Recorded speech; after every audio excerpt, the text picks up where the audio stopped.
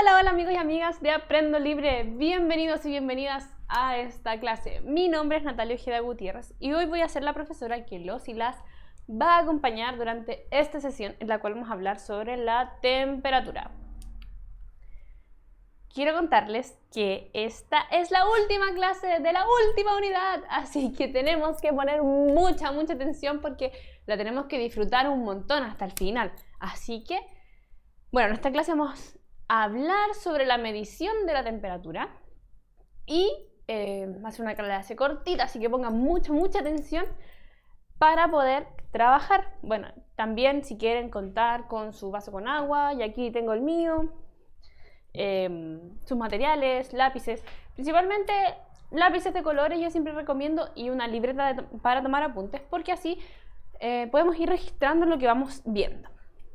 Y como es la última clase, como no nos vamos a quedar sin los apuntes de la última clase, ¿no? Así que a disfrutar entonces, a poner mucha atención, vaya comentando también lo que a usted se le ocurre, las ideas que tiene, ¿sí? Y así va complementando sus apuntes entre lo que yo les comento y lo que ustedes ya saben. Entonces, el objetivo de esta clase es que podamos medir e interpretar la información obtenida al calentar y enfriar el agua. La verdad es que yo no voy a hacer eso por ahora porque no tengo el material necesario para medir la temperatura del agua. Hay que ocupar un termómetro especial cuando para introducir en el agua. La otra opción es tener estos termómetros que son a distancias, con los que ahora nos han tomado la temperatura en las calles. Si usted tiene, puede hacer el experimento en su casa, pero como yo no lo tengo, no lo voy a hacer. Ya, mi termómetro es de los antiguos, esos de mercurio, y la verdad es que se puede accidentar, entonces no queremos que me llamen la atención en casa. No quiero destrozar mi termómetro, así que solamente les voy a comentar cómo es que se hace. Por lo general se ponen 3 vasos, ¿sí? Uno con agua normal, otro con agua muy fría y otro con agua muy caliente, ya casi hirviendo. Agua recién hervida al hervidor. O tazas, ¿sí? Yo recomiendo más tazas. Se dice vasos porque como son vasos transparentes podemos ver el agua, pero principalmente pueden ser tazas o envases que puedan sostener la temperatura de estos. Y medimos la temperatura de cada uno. Pero yo les voy a mostrar un gráfico de cómo sería más o menos si midiéramos la temperatura, y vamos a hablar un poco sobre el comportamiento del agua. Pero les tengo un detalle, un dato curioso, nuestro último dato curioso. Y como era el último, quería compartir con ustedes mi amor por los perros, por los animales en general, pero por los perros. ¿Cuánta agua debe beber un perro al día? ¿Ustedes saben? Bueno, yo hace poco me hice esta pregunta y no hay una norma estándar de la cantidad de agua que debe consumir un perro, como nosotros que debemos consumir entre 1 a 2 litros de agua, por ejemplo, pero como regla general, para un perro debe beber al día entre 30 a 100 mililitros de agua por kilo o peso corporal. Es decir, si mi perro, por ejemplo, tiene una masa corporal de 9 kilos, yo esos 9 kilos multiplico 30 por 9, me va a dar 270. Es decir, 270 mililitros mínimo de agua debe consumir un perro.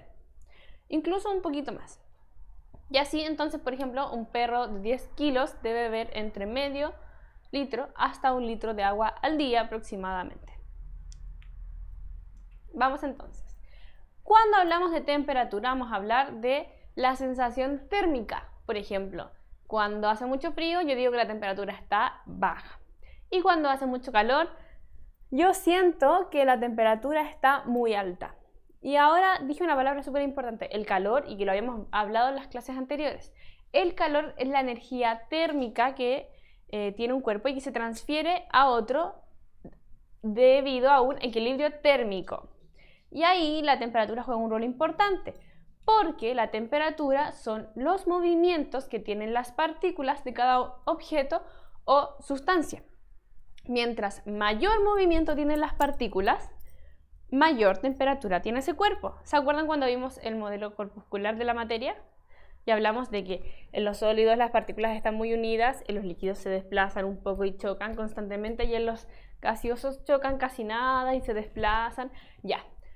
Aquí pasa lo mismo, la temperatura, piensen que está muy relacionado con eso, y que mientras mayor espacio y movimiento tengan las partículas, mayor temperatura va a tener esa sustancia.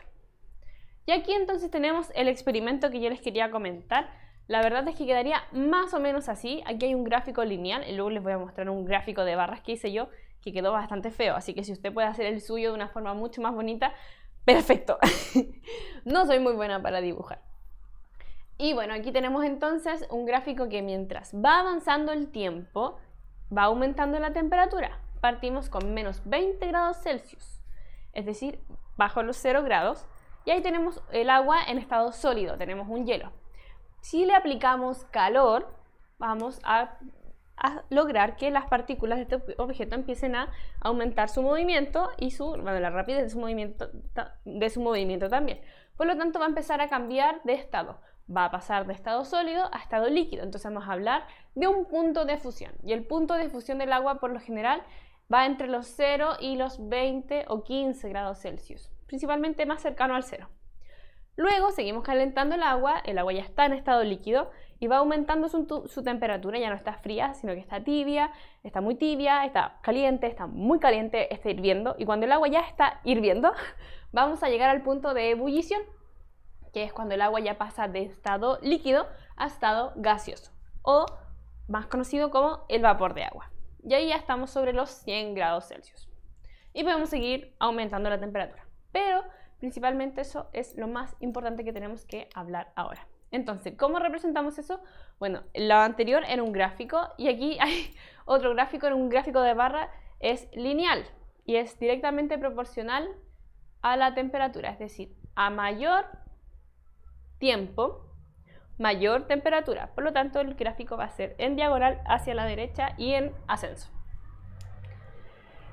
Ahora, ¿cuál es el comportamiento de la temperatura? Como les he comentado durante la mitad de esta clase, la temperatura de un cuerpo siempre va a depender del calor que se le aplica a este cuerpo. A menor calor, menor temperatura. A mayor calor, mayor temperatura. También es una variable directamente proporcional. Si disminuye el calor, disminuye la temperatura, y si aumenta el calor, aumenta la temperatura. Y si aumenta la temperatura, está aumentando también el movimiento de las partículas de la sustancia que estamos observando, midiendo, etc. Y también quería comentarles recordarles este recuadro que vimos en la clase anterior, que era una comparación entre calor y temperatura. Recuerden que el calor es una energía que fluye de un cuerpo con mayor temperatura a un cuerpo de menor temperatura, y eso lo vamos a llamar equilibrio térmico. Se mide con un instrumento llamado calorímetro y se usan unidades como las calorías, las kilocalorías, etc. Y la temperatura es una sensación térmica que corresponde al movimiento de las partículas de un cuerpo o una sustancia. Se mide con termómetros y se puede medir en unidades. En el mundo hay diversas unidades, va a ser determinada según la cantidad en la que esté dividida el termómetro, pero puede ser en grados Celsius, en grados Kelvin o en grados Fahrenheit. Entonces, ¿con qué nos quedamos de esta clase? Principalmente que el agua puede cambiar su temperatura y la podemos registrar con un termómetro y en un tiempo prolongado. Si hacen este experimento, por favor, registren el tiempo. También es muy importante. Por lo general, si yo pongo agua muy fría en un hervidor, puedo también tomar ese tiempo, empezar a ver en qué momento empiezan a salir burbujas. Y cuando salen burbujas, ya hay un cambio de temperatura. Y cuando ya empieza a salir vapor de agua, ya estamos encontrándonos con el punto de ebullición. Entonces, ¿cuál será el punto de ebullición del agua? Ojo, punto de ebullición. 150 grados Fahrenheit, 100 grados Celsius, 0 grados Celsius o 500 grados Kelvin.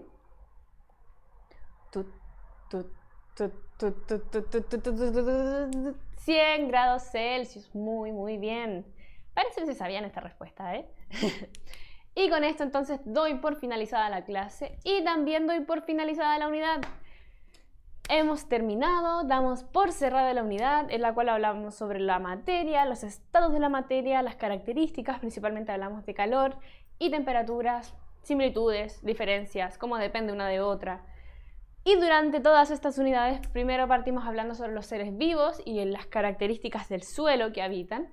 Luego hablamos sobre nuestro cuerpo, los cambios que ocurren durante la pubertad y cómo podemos mantener un estilo de vida saludable. Recuerden, haciendo ejercicio, alimentándose de forma saludable, dormir la cantidad de horas suficiente, lavando siempre nuestros dientes, aseando nuestro cuerpo todos los días.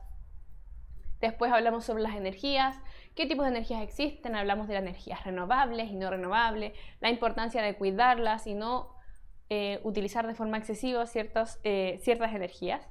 Y ahora terminamos con los estados de la materia y sus características. Espero que lo hayas disfrutado mucho, que hayas aprendido fundamentalmente y que te encuentres muy bien.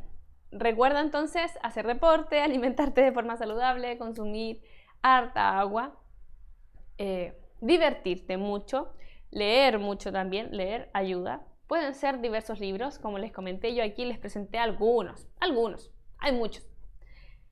Eso, espero que estés muy bien, nos vemos pronto por ahí, adiós.